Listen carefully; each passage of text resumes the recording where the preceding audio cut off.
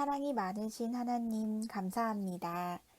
비가 많이 내리는 가운데에도 언제나 저희를 지켜주시고 하나님 앞에 예배드릴 수 있도록 은혜를 주셔서 감사합니다. 지난 한 주 동안도 미워하고 다투고 고집부렸던 우리의 모든 죄를 용서해 주셔서 이 시간 온 마음을 다해 하나님만 예배할 수 있도록 인도해 주세요. 사랑하는 하나님, 지금 이 시간에도 장마로 전염병으로 고통받는 사람들을 기억해 주셔서 주님의 능력으로 치료해 주시고 다시 일어날 힘을 주시고 온 세상이 하나님만 섬기는 그날이 어서 올 수 있도록 저희를 사용해 주세요. 예수님의 이름으로 기도합니다. 아멘. 사랑하는 초보자율교회 친구들, 일주일도 잘 지냈나요? 이번 주는 내내 비가 많이 내렸어요. 우리의 이웃인 일본이나 중국에서도 비 때문에 많은 피해를 입고 우리나라 역시 많은 비로 인해서 사람이 다치거나 죽기도 했어요. 우리 이런 때일수록 더 어렵고 힘든 사람들을 위해서 함께 기도하는 모두가 되었으면 좋겠습니다. 오늘의 말씀은 지난주에 이어서 믿음의 용사 다니엘 편입니다. 우리 지난주에는 다니엘과 세 친구 하나냐, 마사엘, 아사랴가 기도하면서 믿음의 행동들을 했다고 배웠는데요. 기억나나요? 시간이 흘러서 느부갓네살 왕의 아들 벨사살이 왕이 되었고 그 이후에 또 다리우스라는 사람이 왕위에 올랐어요. 다니엘도 바벨론에서 산 지 꽤 오랜 시간이 흘렀죠. 그동안 다니엘은 하나님께서 주신 지혜로 여러 왕들을 도우면서 살고 있었어요. 다리우스 왕은 그 큰 나라를 다스리는데 다니엘에게 아주 높은 직책을 줘서 일하도록 했어요. 다니엘이 모든 사람들보다 가장 뛰어났기 때문이에요. 이렇게 정직하고 성실하게 일하는 다니엘과 서로 돕고 기쁘게 지내면 참 좋았을 텐데 다른 신하들이 다니엘을 시기하고 질투하기 시작했어요. 나보다 잘하고 나보다 잘난 모습이 꼴보기가 싫었던 거예요.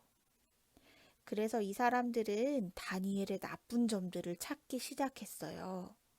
혹시 거짓말을 하진 않는지, 많은 금은보화를 슬쩍 도둑질하지는 않는지, 높은 권력을 가지고 약한 사람들을 괴롭히지는 않았는지 말이에요.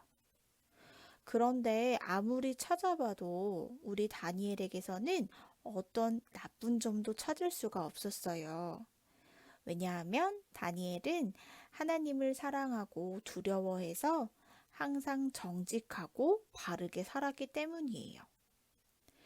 그러던 어느 날 다니엘을 미워하는 사람들이 한 장면을 목격했어요.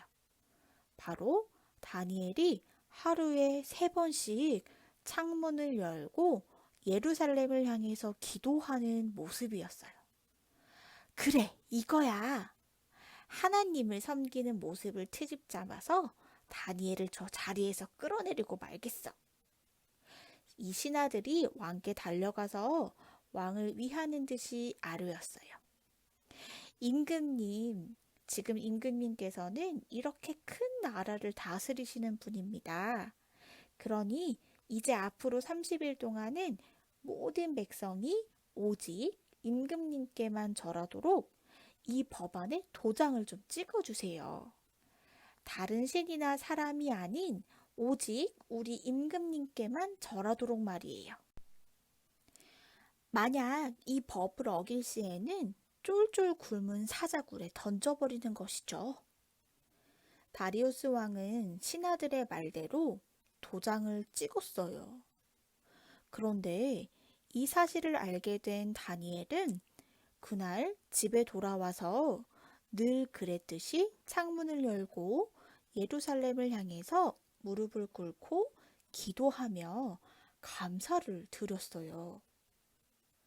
이 소식을 놓칠 리 없는 신하들이 곧장 왕에게 달려가서 다니엘을 고자질했어요.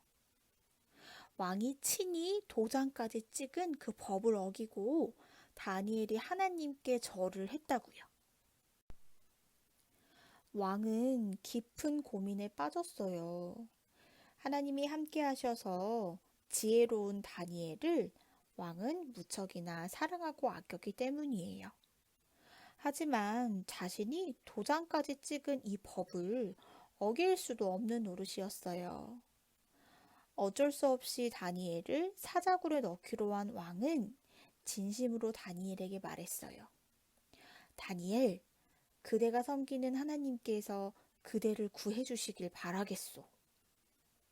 사람들이 달려와서 다니엘을 사자굴에 밀어넣고 돌을 가져다가 입구를 막아버렸어요. 그날 밤에 왕은 다니엘 생각에 잠도 자지 않고 음식도 먹지 않으면서 고민했어요. 그리고 다음날 동이 트자마자 왕은 동굴로 뛰어가서 아주 슬픈 목소리로 다니엘을 불렀어요. 다니엘, 하나님의 종 다니엘, 하나님께서 당신을 구해주셨소? 그런데 이게 무슨 일일까요? 안에서 말소리가 들려오는 거예요. 왕이시여, 걱정 마십시오. 우리 하나님께서 천사를 보내셔서 이 사자들의 입을 막고 저를 해치지 못하게 하셨습니다. 지금 저는 아주 무사합니다. 하나님께서 제가 죄가 없다는 것을 아시고 저를 지켜주셨습니다. 바로 다니엘의 음성이었어요. 왕은 너무나도 기뻤어요. 사람들을 시켜서 어서 다니엘을 굴에서 빼내라고 했죠. 그리고 다니엘을 모함했던 나쁜 신하들을 대신 사자굴에 넣게 했어요. 며칠 동안 굶주렸던 사자들은 굴에 던져진 이 신하들이 땅바닥에 닿기도 전에 모두 잡아 먹고 말았죠.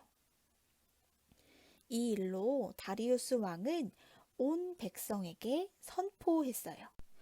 모든 백성은 다니엘의 하나님을 두려워하고 섬기라고요.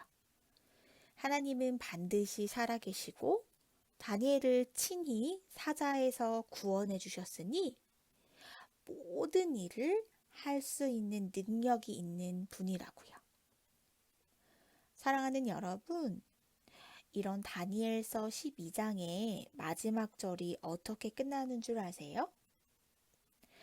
너 다니엘아, 너는 끝까지 신실하여라. 너는 죽겠지만 끝날에는 내가 일어나서 내게 돌아올 보상을 받을 것이다.